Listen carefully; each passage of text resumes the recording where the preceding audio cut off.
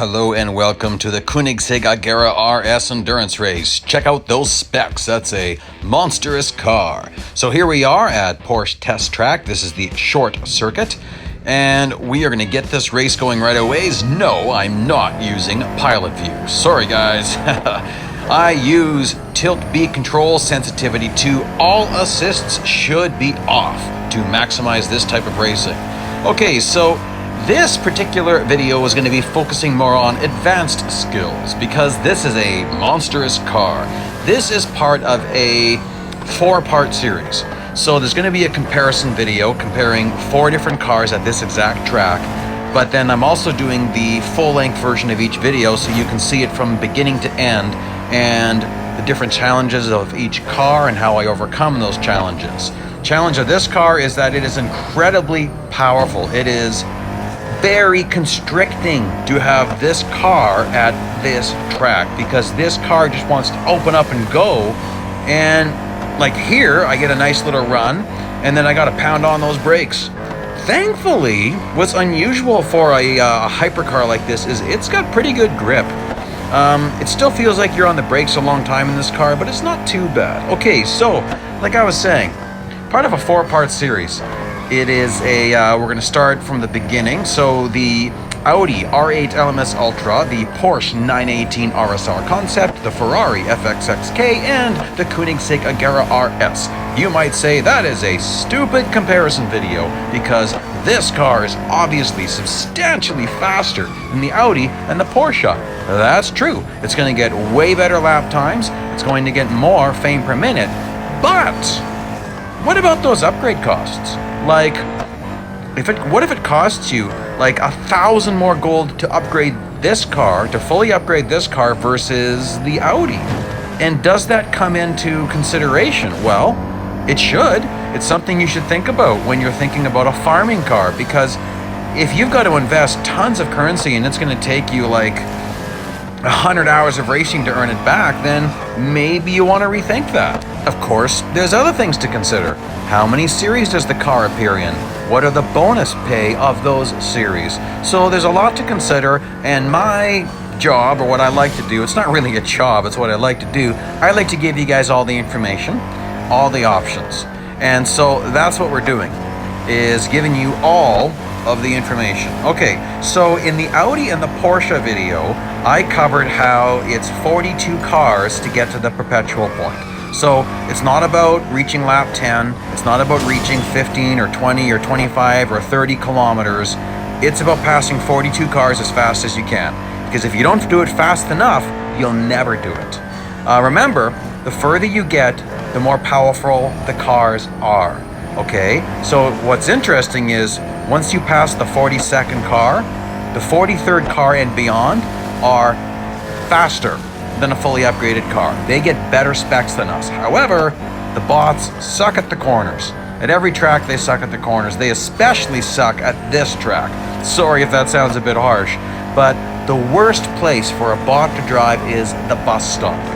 And you might be asking what the bus stop is. We'll be getting to that. Something to note about Porsche Test Track is that famous corners from many racetracks were put into this track so Porsche could test their cars. And so the bus stop section, like this is a oh gosh, that's a bad smack. Thankfully we're okay. Here we are heading to the bus stop section, and you want to watch how the bots take it and how I take it. Okay, now that time I did go a skosh off track, but what I just did there, you could do that without going off track at all. And as you can see, I'm still kind of fine-tuning some stuff here. The bots take the bus stop as follows. Left, right, right, left. They do 4 turns. I do 1. One big arcing turn, and that's the difference. You'll also notice at this chicane, once we get to the right here, this section right, okay, I went a little bit off track there, but there's a huge section there that isn't off track, and the bots never drive there. They are not optimizing the drive off of the chicane, the drive out of the chicane, and so that's where another place where you get them. Okay, so the biggest challenge of this car is slowing it down. See here, I'm taking that too wide, I'm wasting some time. The big challenge is when do you get on the brakes? And that is a moving target because how good I do through that cut is going to dictate my breaking point. And yes, this is the perpetual point. How do you know? The bots were getting further and further apart. Now look at them. Nice tight group. And after the group of 3, there's more. And there's more. Oh, I did it again.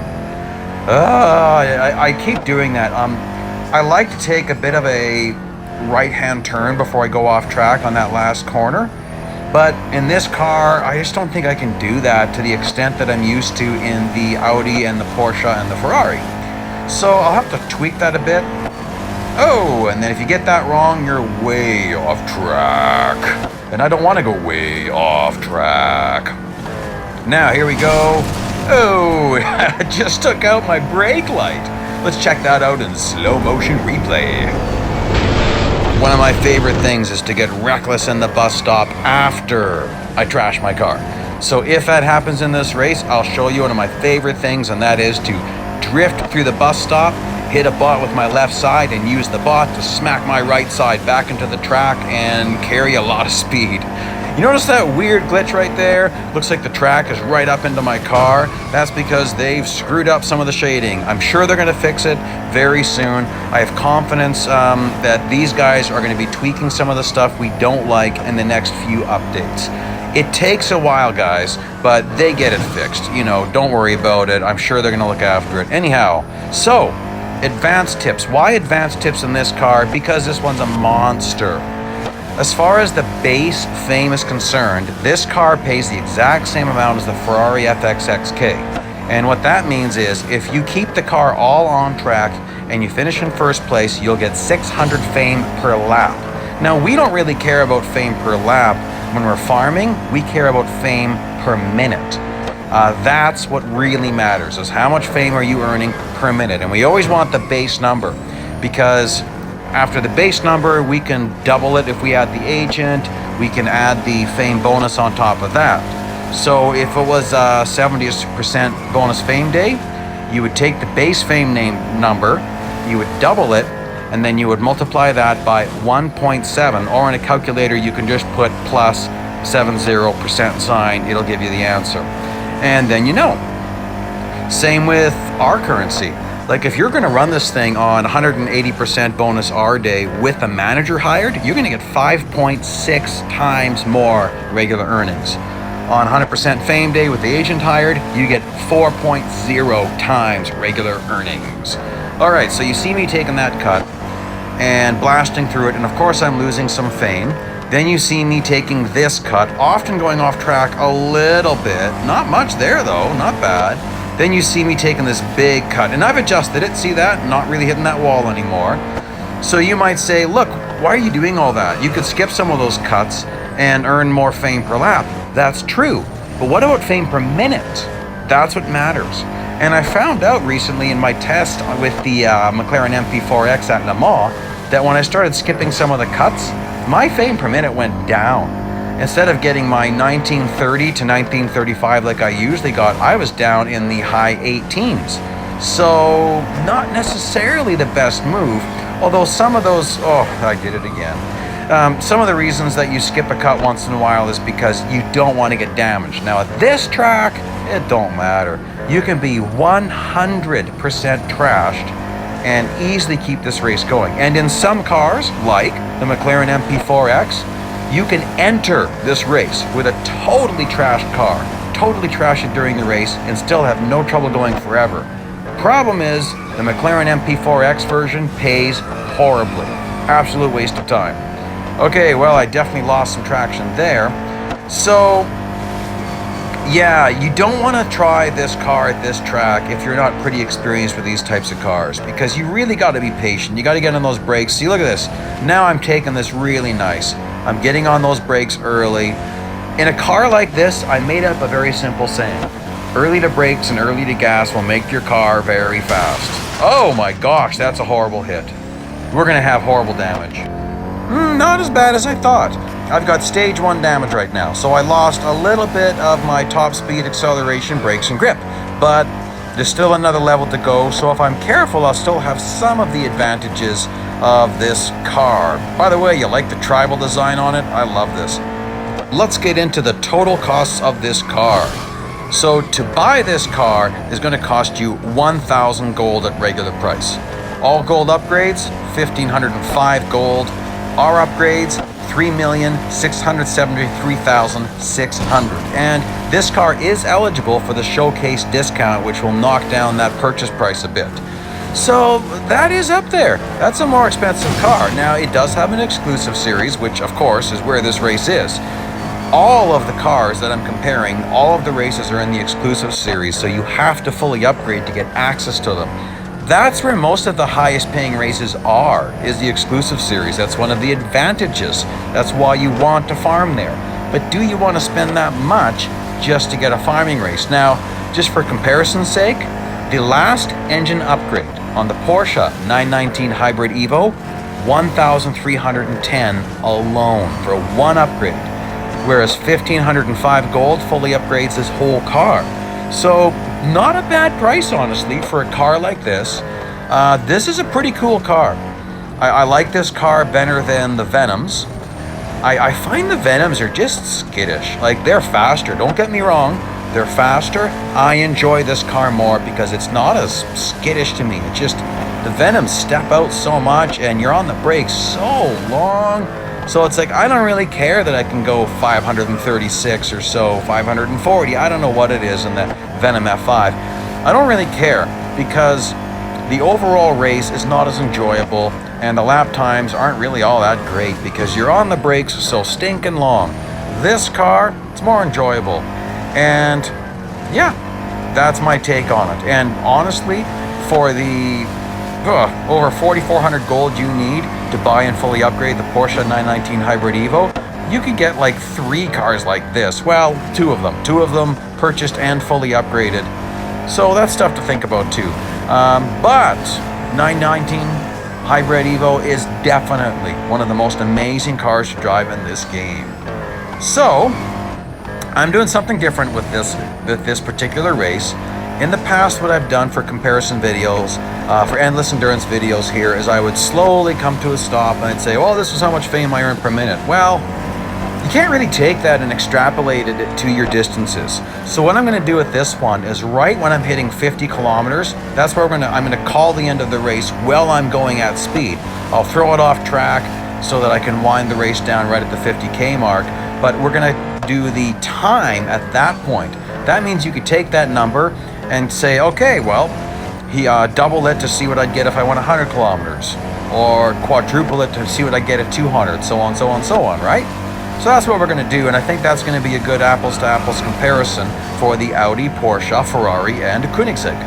And at the end of this video will be links to all of the other races, including the short comparison video, where I go through basically a lap or 2 with each car, compare all the upgrade costs and a little bit about the cars. Very, very little though, because this is the details about the car, what I like, what I don't like, and all that stuff. Now, if you haven't seen the other videos, I'll just cover a little bit of stuff on this one. Endless endurance racing has never been as easy as it is right now because of the current bot programming, where the bots most of the time are going to slow down substantially right after you pass them. For the longest time we had, Ghost Nitro, which means you passed a bot and he got a turbo boost and he would totally take you out. I had it happen lots. It sucks. Now, what we have is bots just slow down and disappear unless you pass them just before you're hitting a corner. I thought it was as you're in a corner, but it's actually right before you get to the corner. If you pass a bot right at that zone, he's gonna kamikaze you into the corner. You can't take him out you can't pass him on the outside heading into a corner, because he's gonna destroy you. So be warned. But the new bot programming is allowing me to drive this track in a way that I haven't done for many years. And that is when I'm cutting that last chicane, so the last corner. In the past, I couldn't do that if there was a bot in the way because he would take me out. Now, I can confidently cut right across his front bumper knowing that he's slamming on the brakes. And it's very rare you're gonna get taken out. There we go, sliding through this kind of nice. Oh, let's see if I can get under him. Oh, look at that, he got on the brakes. And see that bot that I'm just showing you?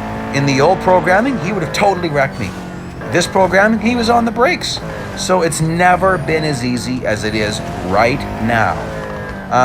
All assists off, yes, you have to have all assists off. You could get away with steering assist low, but honestly, it's just better to take it off and get used to it. You'll be faster for the most part. There's the odd guy that still does it, and that's cool. But for the most part, I'd say get used to having it off. And my goodness, that was close. Okay, we're going to end this race really quickly. You can see I've been skating all over the place, sliding this rear end out like crazy. Didn't do a lot of that bus stop craziness that I talked about because I don't know that I ever totally wrecked this car.